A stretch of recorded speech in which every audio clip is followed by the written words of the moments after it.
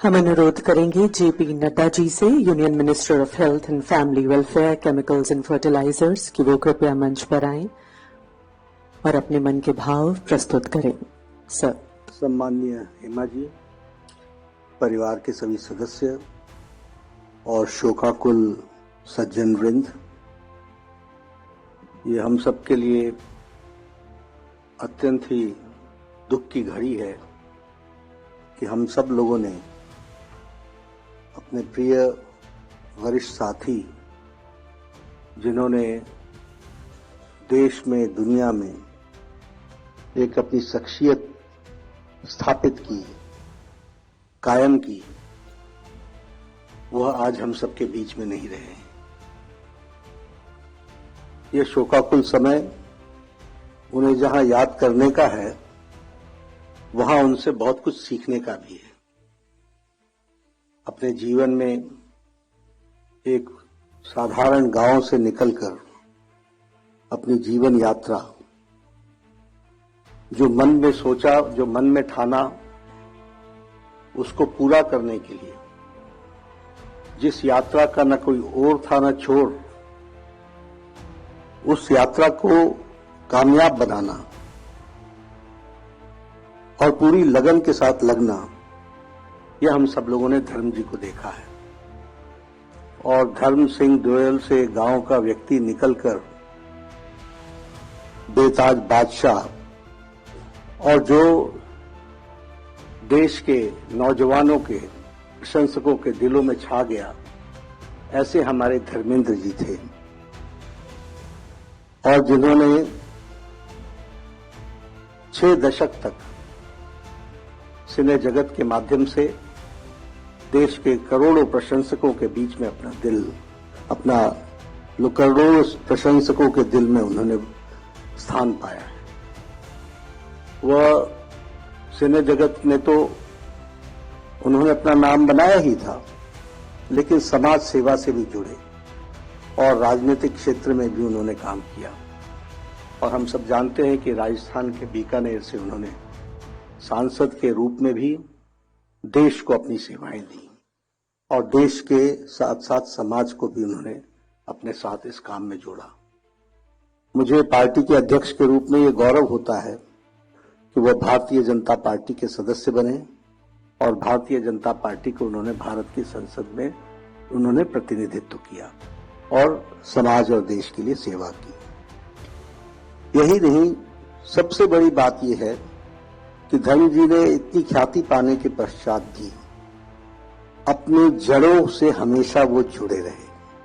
उन्होंने कभी भी अपने जड़ों को न कमजोर होने दिया, न उनसे दूर जाने का प्रयास किया। और इसके साथ साथ वह बहुत ही जिंदा दिल इंसान थे और इंसानियत उनमें रग रग में भरी हुई थी। कभी भी उन्होंने यश को अपने ऊपर हावी नहीं होने दिया, कभी भी सफलता को उन्होंने ऊपर हावी नहीं होने दिया। और जैसा कि अभी हेमा जी कह रही थी कि a wonderful personality, a wonderful human being, सच में वो बहुत, और उनका जो ऑरा था, उससे हमेशा इंसानियत झलकती थी, जिंदा दिली झलकती थी, सबको साथ लेकर के चलने की तमन्ना झलकती थी, सबको खुश देखने की तमन्ना दिखती थी। ऐसे शख्सियत को हम सब लोगों ने, हम सबके बीच में वो नहीं रहे हैं।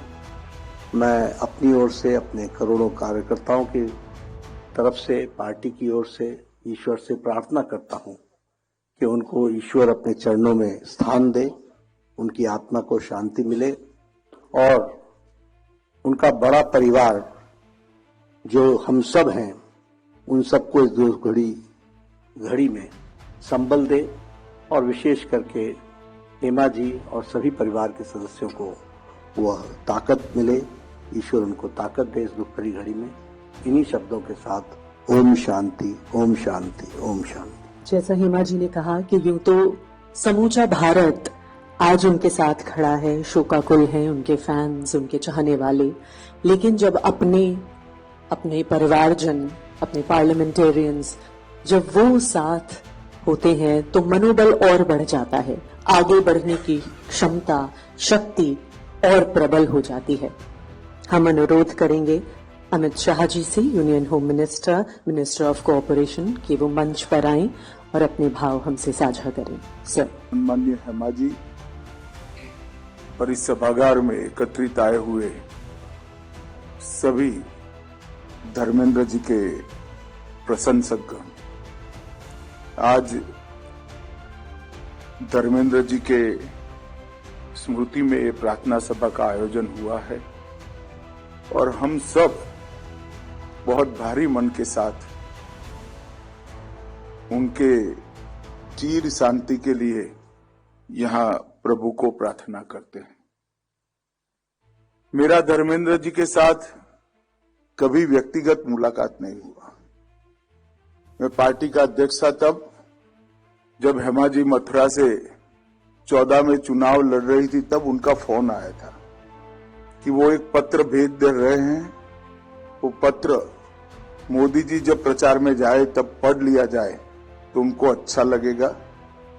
उनका स्वास्थ्य उनको परमिट नहीं करता है कि धूल और इस प्रकार के वातावरण में वो आकर हेमा जी के लिए प्रचार करें, मगर जिस प्रकार की चिंता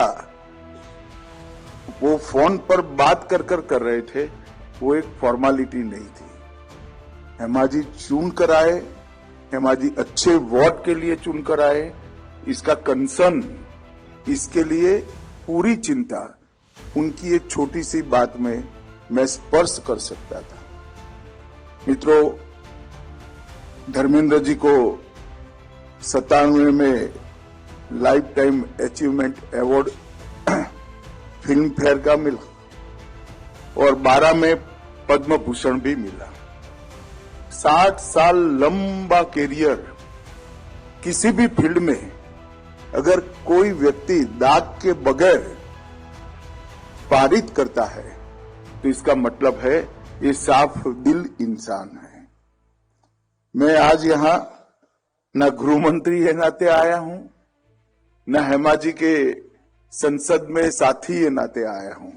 मैं आज यहां धर्मेंद्र जी के एक फैन के रूप में यहां पर उनको श्रद्धांजलि देने के लिए आया हूं, क्योंकि इन्होंने 60 साल में अनेक फिल्मों की, सफल फिल्मों की एक बहुत बड़ी श्रृंखला, एक इतिहास भारतीय सिने जगत को दिया है। और धर्मेंद्र जी का कैरियर तब शुरू हुआ जब सिने इंडस्ट्री में ना इतनी लग्जरी थी, ना इतना पैसा था। ग्लैमर जरूर था, परंतु लग्जरी और पैसा आज की कंपैरिजन में धर्मेंद्र जी ने जब कैरियर शुरू करा तब बहुत कम था। कई प्रकार की फिल्मों में अथाह परिश्रम कर जिस बैकग्राउंड से वो आते थे, मुंबई की फिल्म इंडस्ट्री में पैर जमाना किसी के लिए भी बहुत बड़ी दिक्कत की बात होती है। कोई गॉडफादर के बगैर अपने तत्व के आधार पर, अपनी कला के आधार पर इन्होंने ये 60 साल तक मनोरंजन की दुनिया पर एक प्रकार से एक छत राज किया। कई अवार्ड विनिंग फिल्में दी, शोले, मेरा गांव मेरा देश, यादों की बारात, फूल और पत्थर, धर्मवीर, हर जगह उन्होंने जो रोल निभाए, गुस्से के साथ अव्यवस्था के खिलाफ लड़ने वाले व्यक्ति के रोल निभाए और युवाओं ने, और विशेषकर अन्याय को झेलते हुए युवाओं में वो अपना एक प्रकार से प्रतिनिधि बन गए। मगर किसी ने चुपके सीता और गीता और चाचा भतीजा देखा होगा तो उनके कितने बड़े कलाकार थे उसका आपको अंदाज लग जाएगा। जो व्यक्ति 16 में इस प्रकार का रोल कर सकता है और वो ही चुपके में फिल्म समाप्त हो जाए तब हमें लगे कि अरे फिल्म समाप्त हो गया, इस प्रकार का रोल भी इतनी ही साहसिकता से करता है।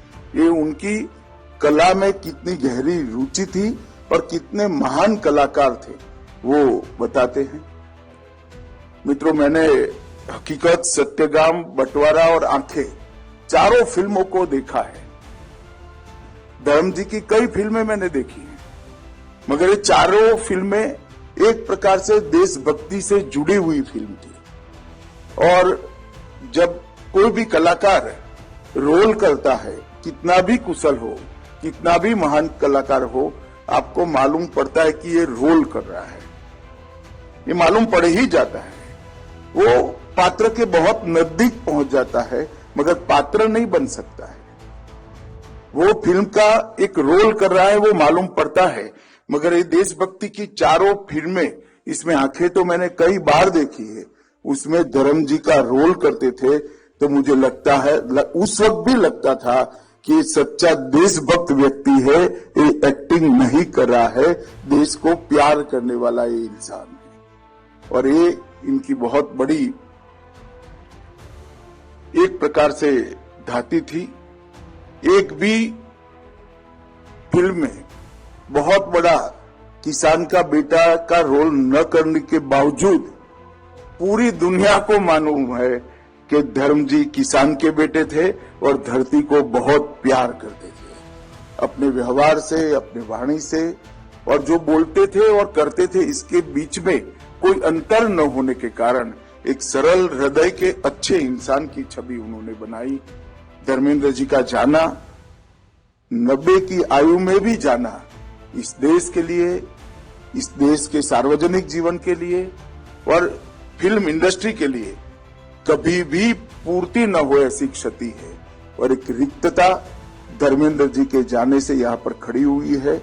हम और तो कुछ कर नहीं सकते, ईश्वर का जो इच्छा होता है वो ही अंतिम होता है। वास्तविकता है कि आज धर्म जी हम सबके बीच में नहीं है। मैं ईश्वर को प्रार्थना करता हूँ, ये महान आत्मा को, ये महान कलाकार को चीर शांति दे और इनके करोड़ों प्रशंसकों को भी सालों तक धर्मेंद्र जी की पुरानी फिल्में देखकर एक प्रकार से सांत्वना मिल पाएगी, इसका मुझे भरोसा है। हेमा जी और उनके सभी परिजनों को मैं हृदय पूर्वक सांत्वना देना चाहता हूँ। आपका जो घाटा है, आपके जीवन में जो कमी बननी है, वो कोई पूरी नहीं कर सकता। मगर महान व्यक्ति जब जाता है और आप उसके परिजन होते हो तो अपने आप आपका परिवार 4, 5, 6 लोगों का नहीं रह जाता, करोड़ों लोगों का रह जाता है। और मैं मानता हूँ ये धर्मेंद्र जी की महानता ही आज करोड़ों लोगों के परिवार को, उनके परिवार के साथ भी जुड़ी हुई है। फिर से एक बार ये महान कलाकार को ईश्वर चीर शांति दे, महान आत्मा को ईश्वर चीर शांति दे, ऐसी प्रार्थना कर मेरी वाणी को विराम देता हूँ। वंदे मातरम।